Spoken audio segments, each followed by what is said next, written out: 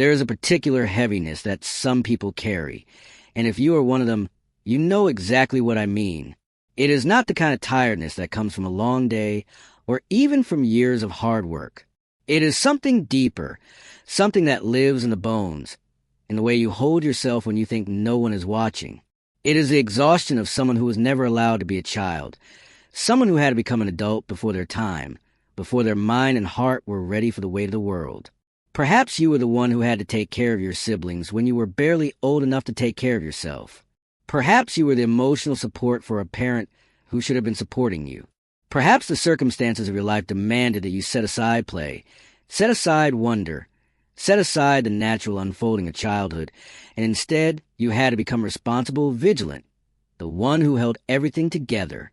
And now, decades later, you find yourself struggling in ways that others do not seem to struggle, feeling things that others do not seem to feel, carrying burdens that seem to have no name.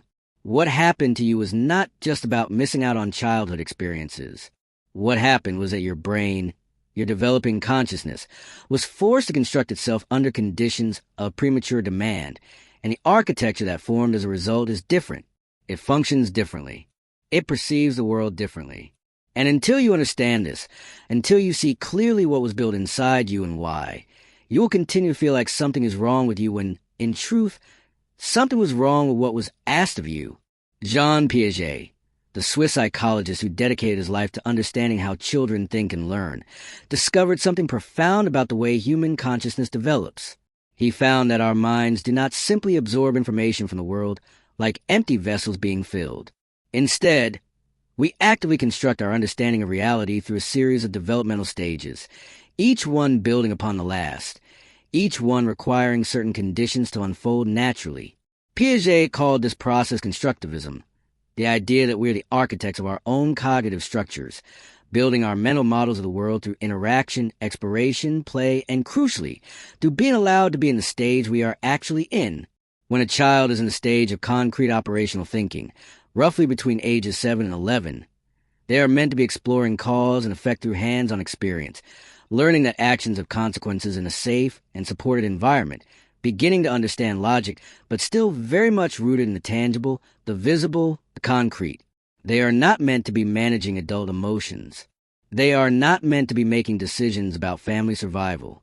They are not meant to be reading the emotional temperature of a room to determine if it is safe. But when circumstances force them into these roles, something happens in the construction of their cognitive architecture. The brain, being the adaptive marvel that it is, does what it must to survive. It accelerates certain developmental processes while leaving others incomplete. It builds structures for hypervigilance, for emotional regulation of others, for anticipating needs and managing crises, all while the foundational stages that should have been fully integrated are still forming.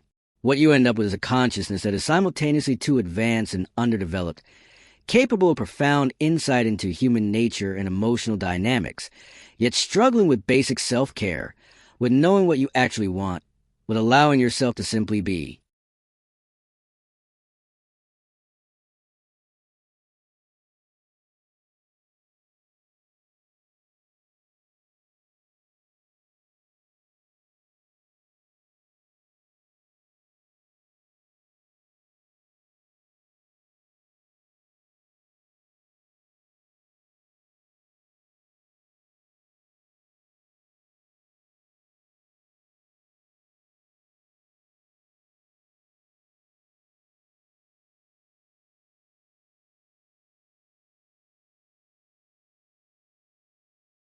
This is what Piaget would call a disruption in the natural process of equilibration, the balance between assimilation and accommodation. Assimilation is when we take new information and fit it into our existing mental structures, our schemas. Accommodation is when the new information is so different from what we already know that we must change our mental structures themselves to incorporate it. In healthy development, this process happens gradually, with enough support and safety that the child can integrate each new understanding without their entire sense of reality being overwhelmed.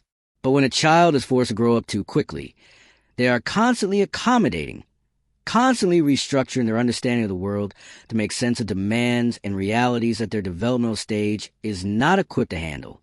There is no equilibrium, no peaceful integration.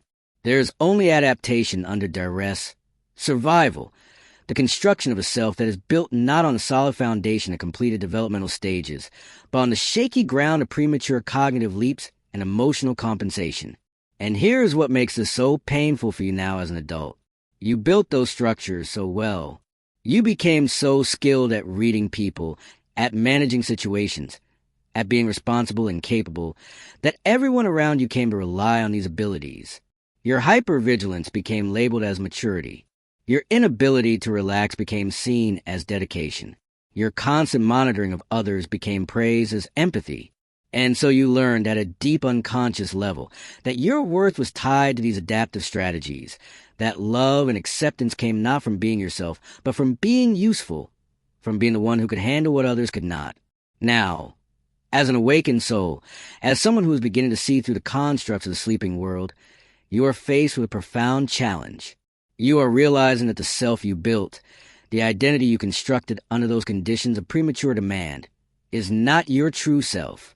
It is a survival architecture, brilliantly designed for the circumstances you were in, but not designed for thriving, not designed for authentic living, not designed for the kind of freedom and wholeness that your soul is now calling you toward.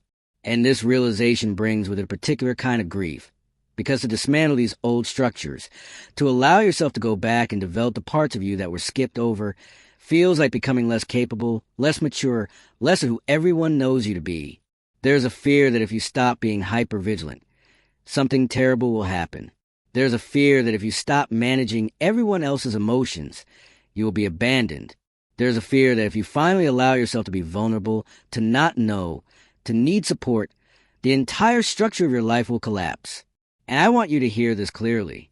That fear is the voice of the child you were, the child who learned that their survival depended on being more than they were developmentally ready to be. That fear is not irrational. It made perfect sense in the context where it was formed, but you are not in that context anymore. And the work of awakening, for you, involves recognizing that the strategies that kept you safe then are now the very things keeping you from the wholeness you seek. Piaget observed that children need to move through stages of play, of experimentation, of making mistakes in low-stakes environments, in order to build robust cognitive structures. When this play is interrupted, when the child must instead be serious, responsible, attuned to adult needs, they miss out on crucial developmental experiences. They do not get to learn, through playful trial and error, that failure is not catastrophic. They do not get to discover, through exploration, what they genuinely enjoy versus what they are good at. They do not get to develop, through appropriate dependence on caregivers, a secure base from which to venture out into the world. Instead, they learn that the world is unpredictable and that they must be the ones to create stability. They learn that their needs are secondary to the needs of others. They learn that their value lies in their utility. And these lessons become encoded not just as beliefs, but as the very structure of their consciousness, as automatic ways of perceiving and responding to reality. This is why, even years into your awakening journey, even after therapy and healing work and spiritual practice, you might still find yourself automatically scanning for danger, automatically prioritizing others, automatically believing that rest is something you have to earn. These patterns are not just habits. They are architectural. They were built into the foundation of how you construct reality itself. Pause for a moment and reflect. How many times have you felt that you are somehow fundamentally different from others, not in a superior way, but in a way that feels isolating, as if you are carrying a weight that most people do not even know exists? If you are feeling this now, I want you to know you are not alone in this experience. Share in the comments by writing simply, "I recognize myself in this journey of awakening." Your comment might be exactly what another soul needs to read today to feel that they are not alone in their perception. And if you feel called, share a specific moment when you first realized that you've been forced to grow up too quickly, when you first saw that your childhood was not what it should have been. I am reading each word, each story, and holding space of the truth of your experience. The consciousness that forms when a child is forced into premature maturity develops certain gifts alongside its wounds. You likely have an extraordinary capacity for empathy, able to sense what others are feeling even when they themselves do not have words for it. You likely have a deep resilience, having already survived and adapted to circumstances that would have broken others. You likely have insight into human nature that comes from years of having to understand and navigate complex emotional dynamics. These are real gifts, and they are part of who you are. But here's the crucial distinction that the awakened soul must understand. These gifts were developed in response to an environment that should not have required them of you. They are beautiful adaptations, but they were born from necessity, not from natural unfolding.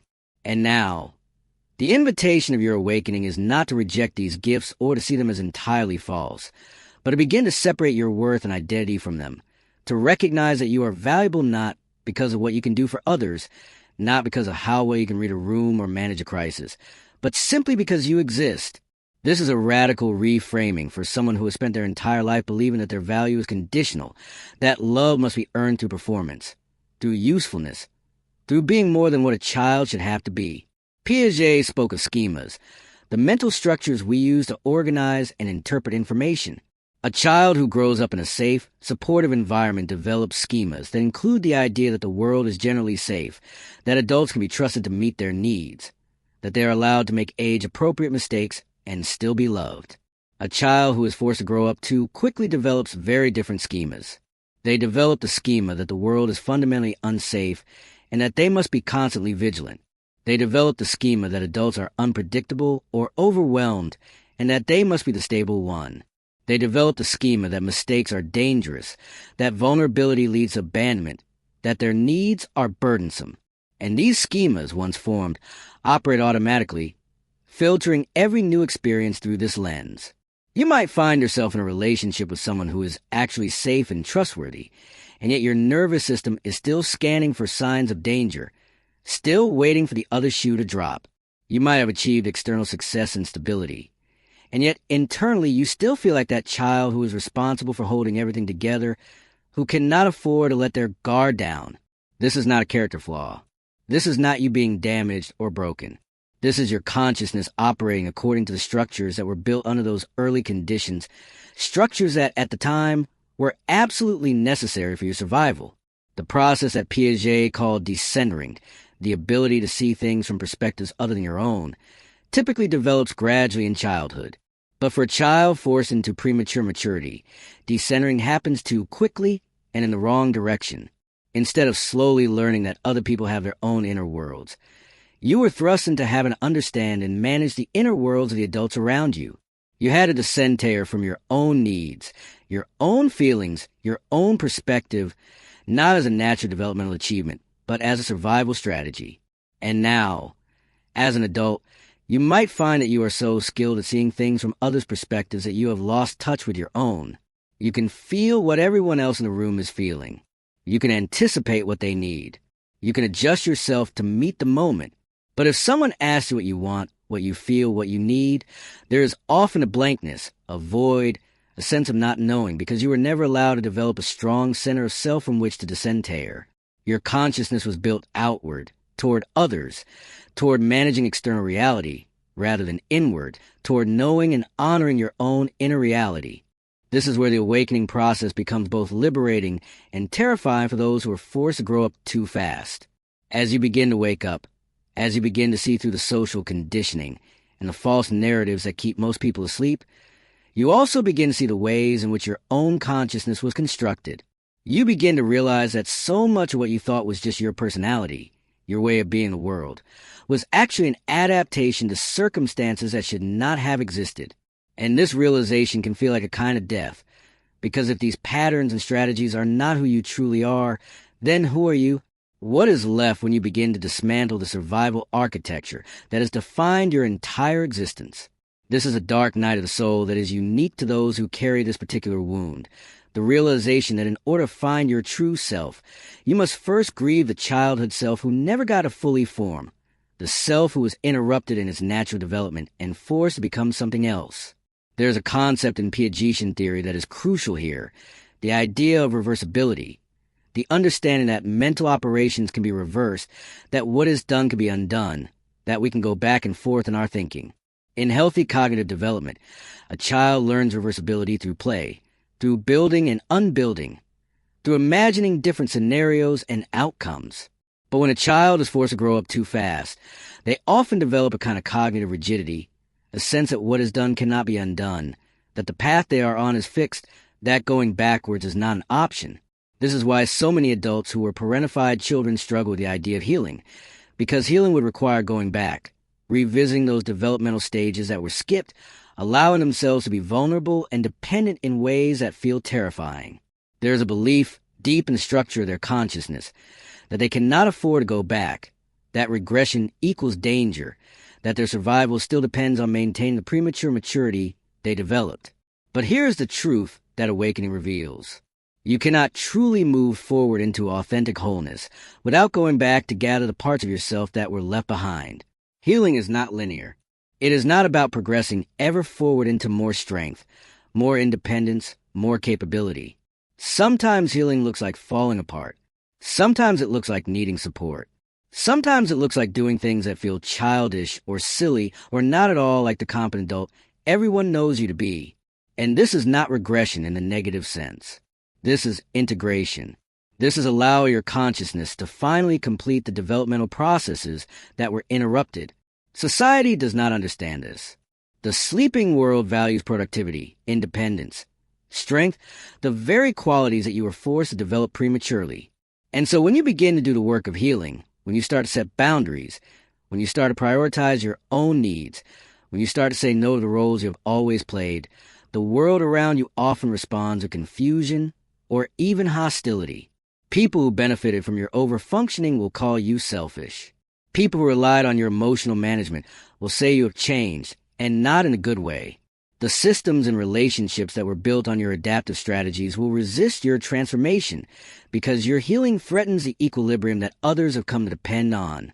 This is where discernment becomes essential. Not everyone in your life is equipped to support you in this work. Not everyone will understand why you need to dismantle patterns that seem to be working, at least from their perspective. And you'll have to make difficult choices about who gets to stay close as you do this deep restructuring work, who has the capacity to see you beyond the role you played, who can love the tender, uncertain, still forming authentic self that is emerging. Piaget taught us that cognitive development requires a certain amount of cognitive conflict, what he called disequilibrium, the discomfort that arises when new information does not fit into existing schemas. This disequilibrium is what motivates us to change, to accommodate, to build new structures of understanding. But for a child forced to grow up too quickly, there was too much disequilibrium, too much cognitive conflict, too much that did not make sense for a young mind to process. And so what develops is not the healthy discomfort that leads to growth, but a chronic state of internal conflict, a sense that nothing ever feels quite right, that peace is always just out of reach, that there is some fundamental wrongness that pervades existence. If this describes your inner experience, I want you to understand that this is not your natural state. This is a residue of having had to make sense of things that were beyond your developmental capacity to understand. The world did not make sense to you as a child because the world you were in was, in fact, not sensible. It was not appropriate. It was not what should have been. And your developing consciousness did the best it could construct meaning, to find patterns, to create some sense of order in chaos. But the structures built under those conditions carry the imprint of that chaos, and until you consciously examine and rebuild them, they will continue to generate that underlying sense of wrongness, that feeling that something is off even when, externally, everything seems fine. The truth that awakened souls come to understand is that consciousness itself is not fixed. The structures we built, even the deep architectural ones formed in childhood, can be examined, can be understood, and can be gradually transformed. This is not about positive thinking or affirmations or simply deciding to see things differently. This is about doing the deep work of going back into those foundational schemas, bringing awareness to the beliefs and patterns that were formed under duress and slowly, patiently, building new structures based not on survival but on truth, not on what was demanded of you, but on what is actually real and possible now. This requires tremendous courage because it means allowing yourself to be in a state of not knowing, of uncertainty, of deconstructing an identity that has served you even as it has limited you. It means being willing to feel the grief of what was lost, the anger at what was taken, the fear of what it means to be different. And it means trusting that on the other side of this deconstruction is not emptiness, but authenticity, not weakness, but true strength, Not the loss of self, but the discovery of who you actually are beneath all the adaptive layers. One of the most painful aspects of this journey is recognizing how early your authenticity was compromised, how young you were when you learned to override your own needs and feelings in favor of managing external reality. Piaget observed that very young children are naturally egocentric, not in a selfish way, but in the sense that they have not yet learned to fully distinguish between their own perspective and objective reality. They believe that what they feel is what everyone feels, that what they want is obviously what should happen. This is a necessary stage, the centering in one's own experience, because it is from this center that a healthy self eventually emerges. But when a child is forced into premature decentering, when they must learn too early that their feelings do not matter, that their needs are inconvenient, that they must attune to others at the expense of their own center, they skip over this crucial stage.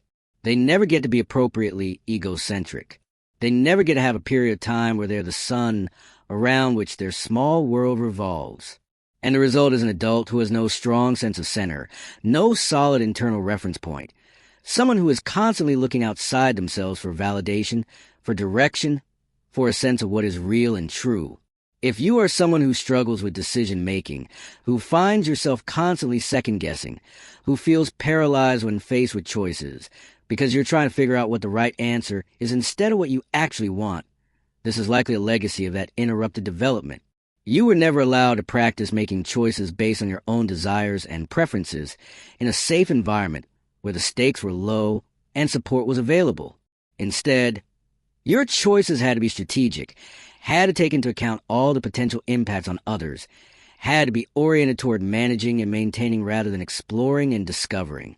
And now, even when you have the freedom to choose, even when no one is depending on your choice, the cognitive structures built during that time still operate, still run the calculation of what is safe rather than what is desired, still prioritize everyone else's potential reaction over your own authentic preference. The path forward, and this is where the integration of Piaget's insights with spiritual awakening becomes so powerful, is not about going back and trying to have the childhood you missed. That is not possible. Time moves in one direction. What was lost cannot be recovered in the same form. But what can happen, and this is a profound possibility that awakening offers, is that you can begin to consciously provide for yourself now what you needed then. You can create in your adult life the conditions that support natural development, that allow for play, for exploration, for making mistakes without catastrophe, for being supported without having to earn it, for discovering what you actually enjoy rather than what you are good at. This is not about being childish. This is about reclaiming the childlike qualities that are essential for wholeness, wonder, curiosity, spontaneity, the ability to be fully present, the capacity for joy that is not contingent on productivity. These qualities were not meant to be left behind in childhood. They were meant to be integrated into a mature consciousness, to be the foundation from which an authentic adult self emerges. You might find that as you do this work, you naturally begin to gravitate toward different people, different environments, different ways of spending your time. Things that once seemed important, the achievement, the recognition, the performance of capability, begin to feel hollow. And things that you once dismissed as frivolous or indulgent, rest, play, creative expression without a goal, begin to feel essential. This shift can be disorienting for those around you who are still operating in the paradigm where worth equals productivity. They might not understand why you are pulling back, why you're saying no more often, why you seem less interested in the roles and responsibilities that once defined you. And you will need to be prepared for their confusion, their judgment, perhaps even their anger, because your healing, your reclaiming of authentic self, challenges the unspoken agreements that your overfunctioning allowed. It reveals that what was being called teamwork was actually an imbalance. What was being called maturity was actually adaptation to dysfunction. What was being praised as your strength was actually a compensation for the lack of appropriate support. There is a particular kind of loneliness that comes with this awakening, with seeing clearly what was done to you and why it impacts you the way it does, while simultaneously existing in a world where most people have no framework for understanding this. They might tell you to just get over it, that everyone has a difficult childhood, that you are dwelling on the past. But they do not understand that this is not about the past. This is about the present moment structures of your consciousness, about the very architecture of how you perceive and respond to reality. This is not something you can simply decide to stop doing. It requires patient, conscious, often therapeutic work to examine these deep patterns, to understand where they came from, to grieve what was lost in their formation, and to slowly build new patterns based on current reality rather than past necessity. And this work is often invisible to others. They do not see the internal shifts, the subtle rewiring, the moments where you catch yourself in an old pattern and choose differently. They only see the external changes, the boundaries you set, the invitations you decline, the ways you're no longer available for the roles you once played. And they judge these changes without understanding the profound healing they represent. But here is what I want you to know, and this is essential. Your healing does not require their understanding. Your transformation does not need their approval. You are not obligated to continue performing the premature maturity that circumstances force upon you simply because others have come to rely on it, simply because changing makes them uncomfortable, simply because being authentic feels like disappointing people. The spiritual awakening that you are experiencing is calling you toward truth, toward alignment, toward integrity in the deepest sense of that word, being integrated, being whole, being all of who you are rather than a fragment adapted to please or manage or maintain. And this path, while lonely at times, is the only path that leads to real peace, to genuine connection, to the kind of life where you are not constantly exhausted by the weight of being more than you should have had to be. Piaget's final stage of cognitive development, formal operational thinking, involves the ability to think abstractly, to imagine possibilities that do not currently exist, to reason about hypotheticals and potentials. This is the stage where we develop a capacity to envision a different future, to question the way things are and imagine the way things could be. For someone forced into premature maturity, this stage is often both highly developed and strangely limited. You might be brilliant at abstract thinking when it comes to solving problems, understanding complex systems, seeing patterns and possibilities. But when it comes to imagining a different life for yourself, a life where you are not defined by utility, where you are free to explore and discover rather than manage and maintain, there's often a block, a kind of cognitive ceiling where the imagination stops.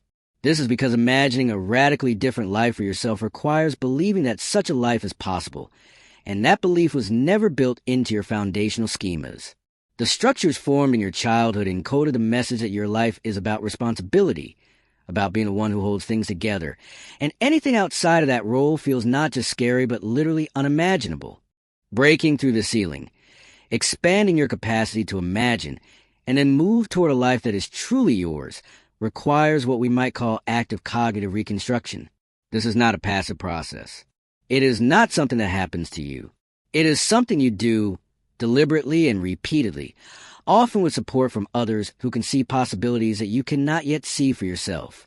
It involves challenging the automatic thoughts that arise when you consider doing something just for yourself, the thoughts that say you are being selfish, that you are neglecting responsibilities, that something bad will happen if you are not vigilant. It involves questioning the schemas that were built under duress and asking whether they're still serving you, whether they ever truly served you, or whether they were simply what you had to do to survive circumstances that should not have existed. And it involves a vulnerable, uncomfortable work of trying on new ways of being, even when they feel foreign, even when they trigger all your survival alarms, even when the people around you react with surprise or resistance. This is where community becomes crucial, not community in the sense of surface-level social connection, but true community. People who understand this journey because they are on it themselves, people who can witness your unfolding without trying to push you back into old patterns, people who celebrate your boundaries as victories rather than seeing them as rejection. If these words have resonated with your soul, if you felt that subtle vibration that confirms an interior truth, consider joining us in this ongoing journey of awakening. By subscribing to this channel, you are not just receiving content. You are connecting to a community of souls who, like you, are awakening in a sleeping world. Each video is created with the intention of illuminating one more step of the path we are walking together. This is not about numbers for me. It is about nurturing this field of consciousness we are cultivating together, this space where sensitive souls and empaths can find recognition, understanding, and the support needed to continue unfolding into authentic wholeness. The reality is that healing from forced maturation is a long process, and it is not linear. There will be days when you feel you have made tremendous progress, when you're able to set boundaries with ease, when you can recognize old patterns without getting caught in them, when you feel connected to your authentic desires and confident in pursuing them. And then there will be days when you are right back in the old survival strategies, when stress or conflict or even just exhaustion triggers all the ancient patterns, when you find yourself once again overfunctioning, overgiving, scanning for danger, prioritizing everyone else. This is not failure. This is not evidence that you are not healing or that you are doing it wrong. This is simply how deep restructuring works. The neural pathways formed in childhood are strong, well-worn, automatic. Building new pathways takes time and repetition. And under stress, the brain defaults to what it knows, to what kept you safe before, even if that safety came at a cost. What changes over time is not that you never fall back into old patterns, but that you notice more quickly when you are in them, that you have more compassion for yourself when it happens, that you can course correct with less judgment and more understanding. One of the gifts that can emerge from this particular wound, once it is consciously worked with, is a profound capacity for holding space for others who are suffering. Because you know what it is like to be unseen, to have your needs ignored, to be valued only for what you can provide. You can offer others a quality of presence that is rare and healing. You can see them, really see them, not for what they can do, but for who they are. You can witness their pain without needing to fix it, without needing them to be different. You can create the kind of safe space that you needed and did not receive. But here is the crucial distinction. And this is where many people who are forced to grow up too quickly get stuck. This capacity is a gift that can flow from your healing, but it should not be the reason for your healing. You are not healing so that you can be more useful to others. You are not doing this work so that you can be a better helper, a more effective empath, a more skilled space holder. You are healing for you, for the child you are who deserve better, for the adult you are who deserves to live authentically, for the soul you have always been beneath the adaptive strategies. And if, as a byproduct of that healing, you find yourself naturally able to offer something valuable to others, beautiful. But it cannot be the primary motivation, or you will simply recreate the same dynamic that wounded you in the first place. The question that often arises at this point in the journey is how to navigate existing relationships, especially family relationships, when you are changing in such fundamental ways. The people who knew you as the responsible one, the capable one, the one who could handle anything, will often resist your transformation, not because they are malicious, though some might be, but because your changing requires them to change, requires them to examine their own patterns, to take responsibility for things they were able to avoid taking responsibility for, because you were handling them. This is uncomfortable for people who are still asleep, who are still operating in unconscious patterns, who have not yet begun their own awakening. And they will, often unconsciously, try to pull you back into the old role, will create situations that trigger your sense of responsibility, will make you feel guilty for having boundaries, will accuse you of being selfish or cold or not the person you used to be. And they are right about one thing. You are not the person you used to be. The person you used to be was a construction, an adaptation, a survival strategy. The person you are becoming is real, authentic, aligned with your actual soul rather than with external demands. And if others cannot love this real you, if they can only love the version of you that serves their needs, then that is painful information, but it is also clarifying information. This does not mean you must cut everyone out of your life who does not immediately understand your journey. Relationships are complex, and people grow at different rates and in different ways. But it does mean that you must be willing to let relationships change, to release the roles you played even if it creates temporary distance, to trust that anyone who truly loves you will find their way to the real you once the false construction is removed. And it means being discerning about where you put your energy, recognizing that some people are genuinely open to growth and change, while others are deeply invested in keeping things as they are. You cannot force anyone to wake up. You cannot make someone see what they are determined not to see. All you can do is live your own truth, maintain your own boundaries, and trust that your authentic presence will attract others who are ready for authentic connection. There is a concept in developmental psychology related to Piaget's work called the zone of proximal development, the space between what a learner can do independently and what they can do with support. In childhood, this zone is where growth happens, where with the right kind of help from someone more skilled, the child can reach just beyond their current capacity and integrate new abilities.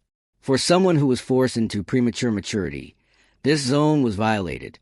They were pushed far beyond what they could do even with support, thrust into situations that exceeded their capacity, and then left to cope alone. The developmental damage this causes is profound because it teaches the developing mind that support is not available, that they are fundamentally alone, that reaching beyond current capacity is terrifying rather than exciting. And this message gets encoded deeply, showing up decades later as an inability to ask for help, as a belief that needing anything makes you weak, as a terror of being dependent even in healthy, appropriate ways. Healing this wound involves consciously recreating that zone of proximal development for yourself now. Allow yourself to stretch into new growth while being supported, permitting yourself to be imperfect, to struggle, to need help, and to receive it without shame. This is counterintuitive for the overfunctioning mind that was built in childhood. Everything in you might resist the vulnerability of admitting you do not know something, of asking for guidance, of accepting help that you have not earned through giving something in return. But this resistance is not wisdom. It is trauma. It is the old survival structure trying to keep you safe in a way that is no longer necessary. True growth, authentic development, integration of the self, all require a degree of vulnerability, a willingness to be seen in your uncertainty, your need, your tender unfinished places. And finding people who can hold this space for you, whether therapists, healers, or authentic friends, is not a luxury. It is a necessity. You cannot do this work entirely alone, not because you are weak, but because humans are not designed to develop in isolation. We are social beings, and our consciousness forms in relationship. The wounded consciousness formed a relationship to people who could not adequately support you. The healing consciousness must also form in relationship, but this time to people who can truly see you, hold you, and support your authentic unfolding. As you continue on this path, you will likely find that your definition of success changes radically. Things that once motivated you, external validation, impressive achievements, being known as someone who can handle anything, these lose their grip. What begins to matter more is internal congruence, alignment between your inner truth and your outer expression, peace that comes from living authentically rather than performing constantly. You might find yourself drawn to simpler ways of living, less concerned with accumulating or achieving, and more interested in being, in savoring, in connecting deeply with a few rather than impressing many. This shift can look like failure from the outside, especially to people who are still measuring worth by conventional metrics. You might earn less money, have less status, be less busy and visible than you once were. And people who do not understand will worry about you, will think you are depressed or giving up or not living up to your potential. But you will know, with a knowing that comes from your very core, that you are finally, for perhaps the first time, living from your actual potential rather than from your survival adaptations. The brain of a child forced to grow up too fast is a marvel of adaptation, capable of extraordinary things, but it is also a structure built under conditions of stress and deprivation. It can learn, can heal, can be slowly and patiently rebuilt on a foundation of safety and authenticity. But this rebuilding requires seeing clearly what is there, understanding how it came to be, grieving what was lost in its formation, and choosing repeatedly to construct something new based not on what you had to become to survive, but on who you actually are beneath all of that.